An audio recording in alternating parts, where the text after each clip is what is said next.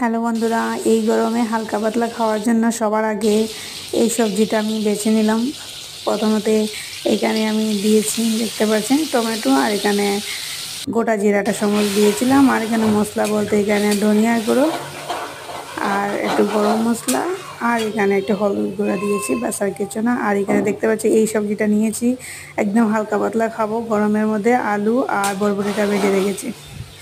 তো অনেক লোক ভাবে যে বরবটিটা তরকারি কি করে খাওয়া যাবে, তো তাদের জন্য ভিডিওটা।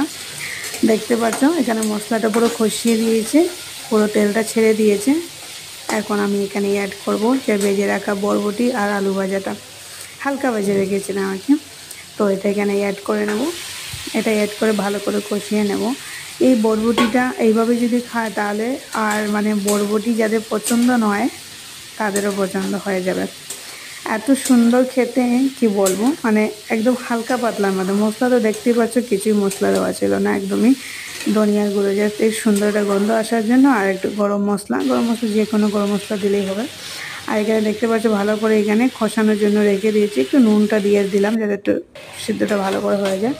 তারপর দেখতে পাচ্ছ এখানে খুব সুন্দর হয়ে কষিয়ে নিয়েছি। আর এখানে নিচে থেকে দেখতে পাচ্ছ তেলটা ছেড়ে দিয়েছে, মশলা থেকে তেলটা ছেড়ে দিয়েছে। দেখতে পাচ্ছ নিচে এখানে দেখাচ্ছি আমি, তেলটা ছেড়ে দিয়েছে। তো এখন আমরা জলটা অ্যাড করতে পারবো, কারণ হালকা পাতলা তো, তার জন্য এখানে একটু জলটা অ্যাড করবো। পাতলা ঝোল যেটা, যে যেরকম ঝোল খায়, অনেকটা পাতলা ঝোল রাখা যাবে এখানে, খুব সুন্দর হবে খেতে। তো এখানে আমি জলটাই অ্যাড করছি, আমি 1 গ্লাসের মতো জল অ্যাড করেছি, মানে 3 জনে খাওয়ার আন্দাজে বানিয়েছি। তো এখানে যে অনেকটাই জল অ্যাড করা যায়, কারণ যত পাতলা এতই বেশি ভালো লাগে এটা খেতে।